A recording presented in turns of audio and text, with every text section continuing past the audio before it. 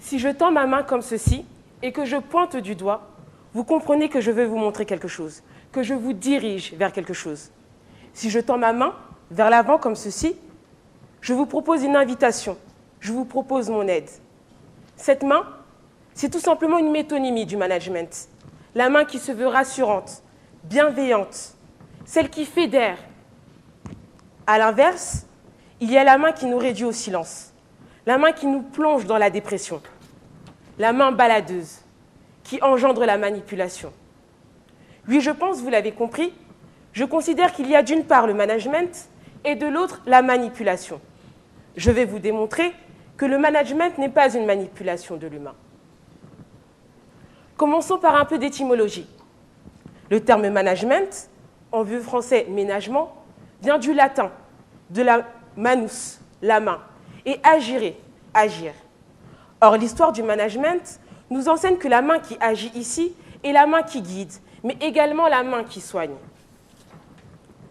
Le management revêt en réalité deux dimensions.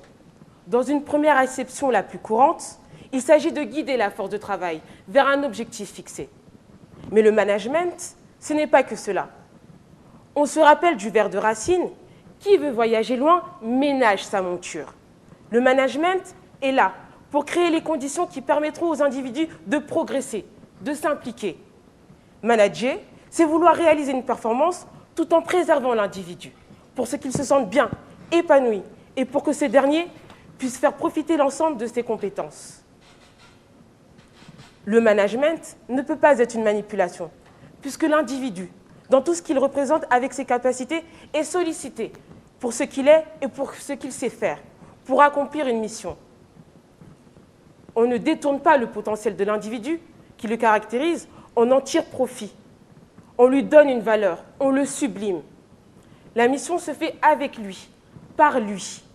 Le manager est pleinement conscient, et c'est parce qu'il est conscient et consentant qu'il décide de participer et donner le meilleur de lui-même pour avancer dans sa mission, mais pour son équipe et plus globalement pour la société. Le problème est en réalité ailleurs. En faisant de la performance et de la compétitivité des équipes l'alpha et l'oméga du management, les entreprises ont encouragé inconsciemment l'émergence d'un individu froid, sans aucune empathie ou compassion, ne ressentant plus aucune culpabilité, enclin à mettre son interlocuteur en état d'infériorité, véritable petit pervers qui exerce une pression sur ses subordonnés ravalés au rang de fonction. L'individu est totalement déshumanisé. Il est un pion dans la main de ses pairs sans affect qui font un détournement du management. En faisant croire que les deux dimensions du management, guider et prendre soin, sont inconciliables, ces managers font un détournement du management et s'en servent pour justifier leurs pratiques abusives. Malheureusement, nous sommes tous soumis au quotidien à des petites manipulations qui ne sont pas du management. La manipulation commence par un début d'emprise. On va poser à son interlocuteur une question piège pour l'emmener à répondre positivement. Voici un exemple. Je vais demander à mon collègue si par chance il aurait un peu de temps pour réaliser un dossier. Ce dernier va me répondre positivement. L'emprise est déjà installée. La deuxième chose très importante, c'est que je vais lier un message positif à un message négatif. Vincent, vraiment, est-ce que tu pourrais me réaliser ce dossier urgemment pour demain?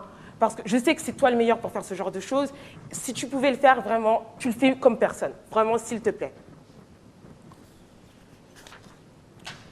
Mon collègue a donc le choix, soit de refuser la requête et le compliment, au risque de se faire mal voir, ou alors accepter la proposition, c'est-à-dire être élevé au rang de bon collaborateur, mais aussi de s'occuper de ce dossier urgemment. C'est très typique de la manipulation. Les flatteries, la tromperie, parce que ce dossier que je présente comme étant un dossier remarquable n'est en réalité qu'un dossier banal.